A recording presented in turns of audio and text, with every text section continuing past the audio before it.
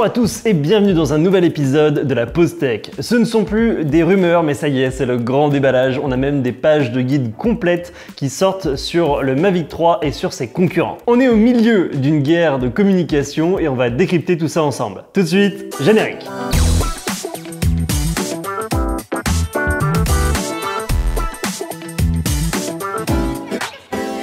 Alors, je ne repensais pas faire une vidéo aussi rapidement, mais visiblement le sujet vous intéresse, donc du coup on va faire le point sur toutes les informations qui sont sorties en cette fin de semaine. Mais avant de commencer, je vous invite à vous abonner à cette chaîne si ce n'est pas encore fait. Sur la dernière vidéo du Mavic 3, il n'y a qu'une personne sur deux qui était abonnée, et ça nous permettra de produire plus de contenu comme celui-ci. Alors voilà, n'hésitez pas, abonnez-vous, merci beaucoup. Alors, qu'est-ce qui se passe? Eh ben, c'est un petit peu la folie et on va replacer tout ça dans son contexte. Il y a deux grosses entreprises qui se font la guerre, Hotel Robotics et DJI. C'est le même marché, c'est les mêmes types de produits et parfois même les mêmes employés. Et oui, forcément, il y en a parfois qui naviguent d'une entreprise à l'autre. Il n'y a pas tant d'entreprises que ça qui bossent dans les drones en Chine et forcément, si on veut rester dans le même secteur d'activité, ben, on va à la concurrence. C'est très important, la concurrence. Et les deux entreprises misent gros juste avant les fêtes de Noël. On va avoir de beaux changements technologiques et donc le succès ou l'échec de ces entreprises dépend de la réussite du lancement de ces nouveaux produits. Alors c'est officiel, Hotel Robotics va faire une conférence la semaine prochaine, le 29 septembre, pour présenter deux nouveaux produits. Spoiler, on sait déjà presque tout sur ces produits-là. Et donc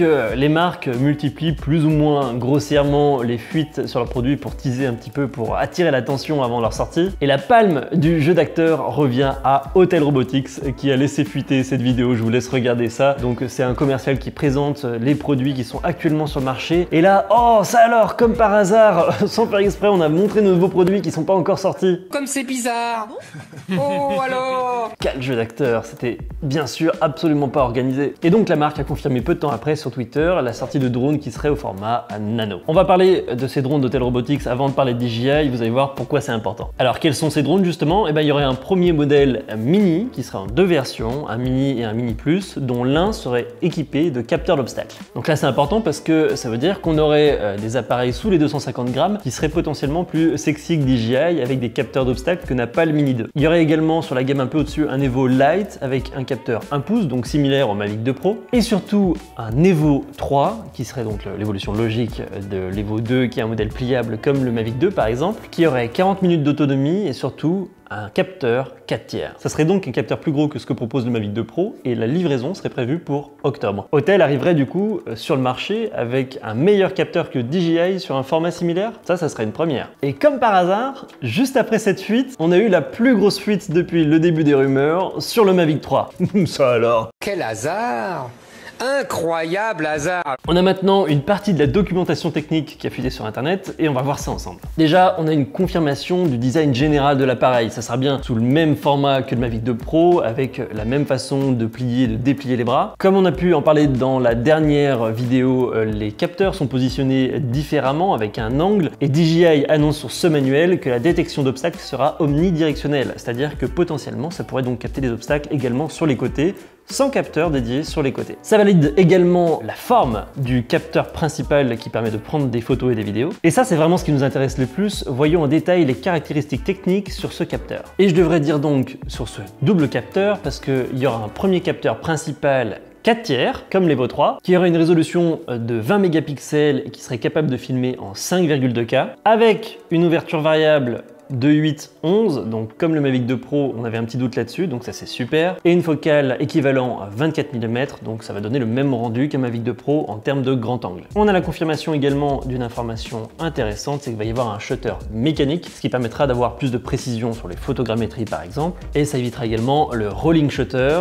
c'est cet effet-là, lorsqu'on est en train de filmer en vidéo à haute vitesse par exemple. Ce capteur pourra faire le focus entre 1 mètre et l'infini. Alors, ça paraît peut-être pas pertinent comme information, mais vous allez voir. Et donc l'autre capteur qu'il y aura au-dessus, ça sera un capteur téléphoto d'un demi-pouce de 12 mégapixels et surtout avec une focale équivalente en 160 mm. C'est vraiment énorme, ça va nous faire un super zoom optique pour les inspections, donc c'est vraiment top. Ils annoncent une ouverture fixe à 4,4 et donc une plage de focus entre 3 mètres et l'infini. Donc ça veut dire que pour les inspections, on ne pourra pas coller non plus le drone contre un obstacle, il faudra qu'il soit minimum 3 mètres pour utiliser ce téléobjectif. Voilà, donc ça s'annonce comme étant une grosse amélioration de la qualité de la captation vidéo. Voyons voir maintenant concernant les versions sur ces appareils. Oui, parce qu'apparemment il y aurait deux versions de ce Mavic 3. La version standard est annoncée pour 1600 $ avec un enregistrement classique sur carte SD. Et il y aurait une version ciné qui vaudrait à peu près le double du prix, où là on pourrait enregistrer sur un SSD interne de 1 ou 2 Tera. On suppose donc qu'il y aura une licence ProRes,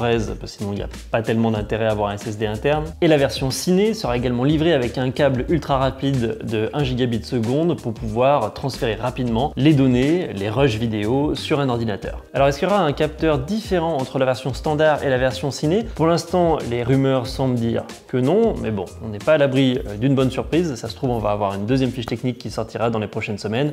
On verra bien. S'il y a un point sur lequel il peut encore y avoir une surprise, ça serait bien celui-là. Sur la fiche technique, on annonce une autonomie record de 46 minutes pour un poids inférieur à 920 grammes. On a hâte de tester ça en vrai parce que ça sera un gros changement par rapport à nos 20 minutes d'autonomie réelle sur le Mavic 2 Pro. Voilà les différentes versions livrées avec les différents accessoires. On vous met le tableau qui est fuité sur internet. Alors outre le câble haute vitesse dont on vient de parler et les différents accessoires qu'on voit habituellement dans les versions combo, il y a une chose qui a attiré notre attention, c'est qu'il y aurait une radiocommande différente en version de la version qui est choisie. Soit il y aura une télécommande classique sur le Mavic 3 standard comme on retrouve sur le Mini 2, le R2S, cette télécommande qu'on aime beaucoup, mais ce qui signifie qu'il n'y aura plus d'affichage sur radiocommande. Personnellement ça me gêne pas trop, je le regardais jamais cet affichage, je regarde les informations plutôt sur la tablette ou sur le téléphone. Ou sinon on aura une toute nouvelle Smart Controller version 3. Alors pas trop de changements au niveau des caractéristiques sur cette nouvelle Smart Controller, si ce n'est qu'on retrouve une portée à 15 km comme on l'avait avec l'amélioration DocuSync 3 sur le M300. Par contre on remarque dans la documentation la possibilité de connecter un dongle 4G. Alors est-ce que c'est classiquement un dongle 4G externe sur lequel on va pouvoir paramétrer une connexion partagée en Wi-Fi, ou est-ce que c'est un dongle spécifique à DJI, parce que là quand même il le précise dans la doc technique, donc peut-être que ça serait intéressant par exemple pour faire du stream avec le retour en direct d'un drone. À voir si c'est vraiment une fonctionnalité qui va être ajoutée dans cette radiocommande. En tout cas,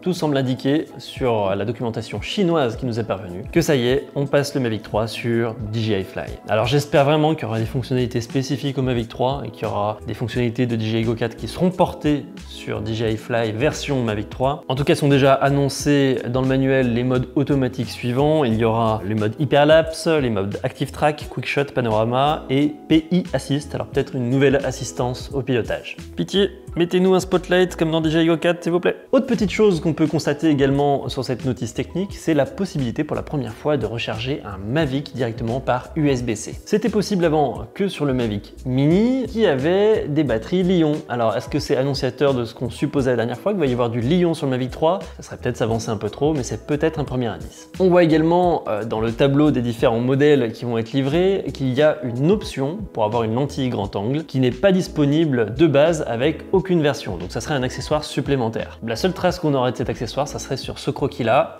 À voir ce que ça peut donner. Voilà, c'est tout et c'est déjà pas mal sur toutes les informations qu'on a pu obtenir ces dernières heures. Et on est plutôt content parce que nos hypothèses qu'on avait fait avec les croquis la dernière fois se sont plutôt avérées justes. Concernant la date de sortie, alors je le mets en dernier parce que ça c'est vraiment à prendre avec des pincettes. Il y a une première affiche qui est sortie avec une conférence qui s'est donnée en novembre. Sauf qu'en fait, il suffit de faire une recherche inversée pour se rendre compte que c'était une photo stock qui était disponible sur internet. Certainement un fan qui a fait une fausse affiche pour le fun, donc aucune information officielle pour le moment. Et petit bonus, en même temps qu'on était en train de finir le montage de cette vidéo, voilà ce qui est sorti sur internet. Une photo du Mavic 3 en train de voler juste à côté du siège de DJI. Évidemment, comme toutes les photos d'OVNI et de Mavic 3 en fuite, la résolution est très mauvaise et on n'y voit rien. Mais bon, au moins ça nous confirme à peu près la forme de l'appareil. Ah là là, quel suspense.